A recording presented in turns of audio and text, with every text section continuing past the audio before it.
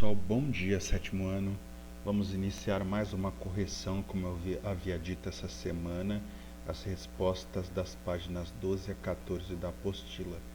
Então o tema era pronome indefinido. Vocês viram o vídeo anterior com o conceito, com a explicação. Aí eu pedi para vocês fazerem essas páginas. Vamos agora à correção. Eu percebi, pelo que alguns me enviaram, que havia alguns errinhos, talvez na interpretação da questão. Então prestem bastante atenção no que a gente vai falar aqui, para você entender o que os exercícios propunham, né?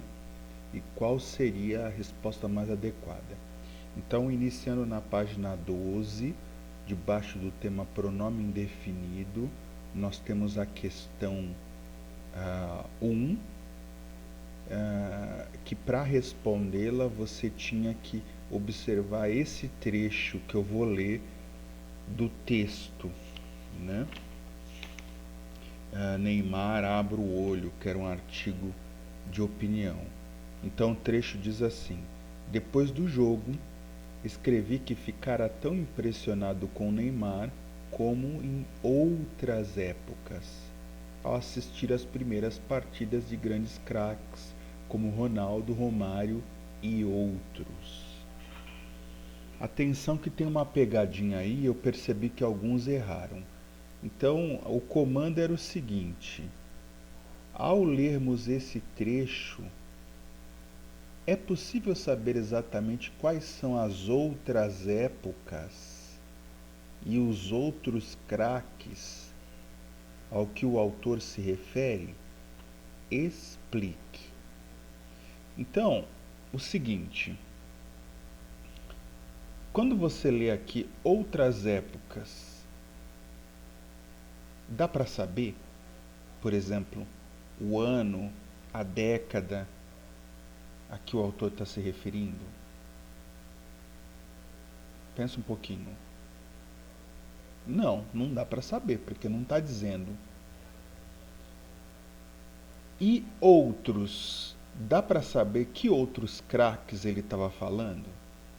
Alguns responderam sim, e que estava falando do Ronaldo e Romário. Mas perceba que, ao assistir às primeiras partidas de grandes craques como Ronaldo, Romário e outros, além do Ronaldo e Romário, eu quero saber que outros são esses. E o texto não está dizendo, de acordo com o pronome, está indefinido quem são esses. Então, é possível saber quais são as outras épocas e os outros craques? Explique. Não. Explicando. As palavras outras e outros não especificam as pessoas. Então era isso que eu queria que você entendesse. E houve uma certa confusão em algumas respostas. Então vamos fazer a correção. 2. Localize no artigo de opinião mais um trecho em que a palavra outros foi empregada ou ela aparece. Então você, fazendo a leitura do artigo de opinião, você ia encontrar esse trecho. É a disputa com outros jogadores do mesmo nível.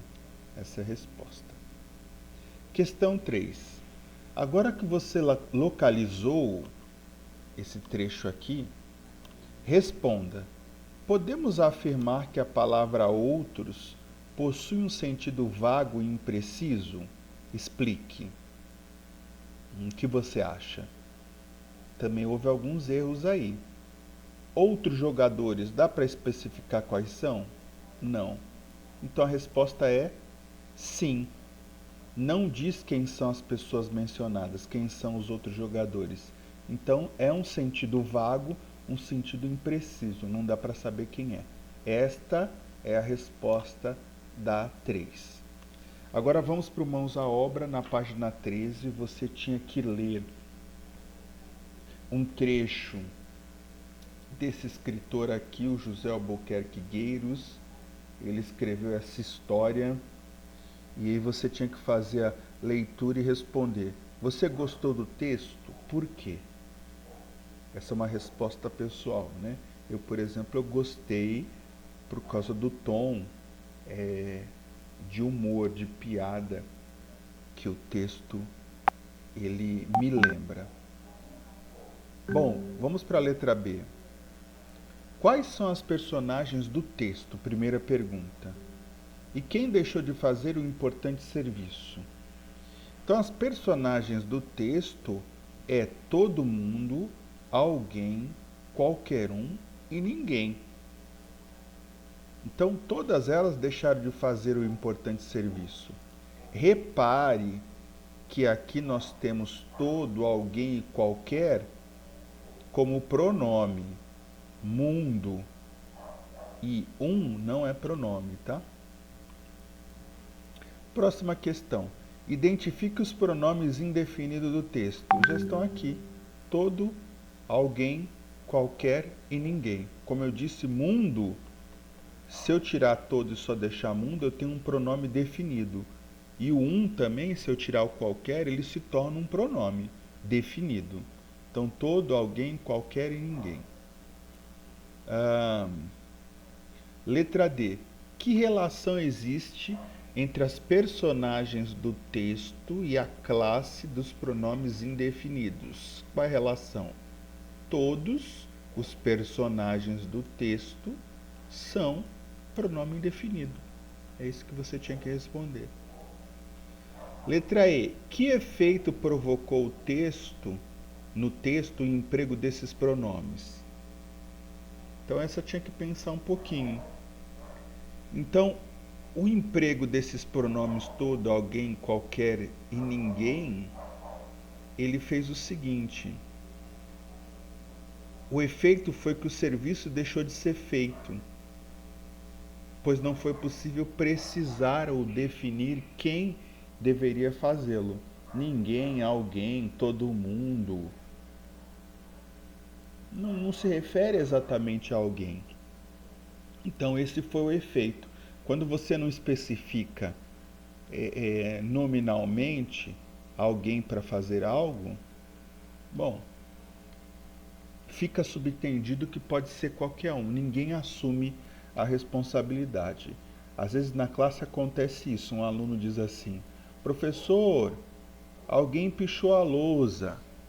Aí o professor olha e diz: alguém quem? Porque está indefinido. Se eu tenho 30 alunos, pode ser qualquer um deles. Então é muito vago usar um pronome indefinido. A gente tem que dar nome aos bois, como diz o ditado. Vamos agora para exercício 2 da página 14. Vocês tinham que ler uma tirinha do Calvin. Então, lembre-se, tirinhas, pessoal, ela tem um objetivo: provocar humor. Então, não é algo lógico, real. Aqui, por exemplo, no desenho, o Calvin está conversando com uma formiga. Então, é claro que não dá para se conversar com uma formiga. Então, na tirinha, percebe-se que ele planta uma semente da discórdia. Porque ele sabe que formigas cooperam entre si. É por isso que elas fazem bem o trabalho.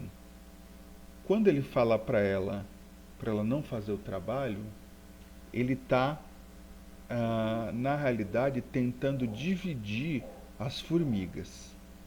Então essa é a ideia.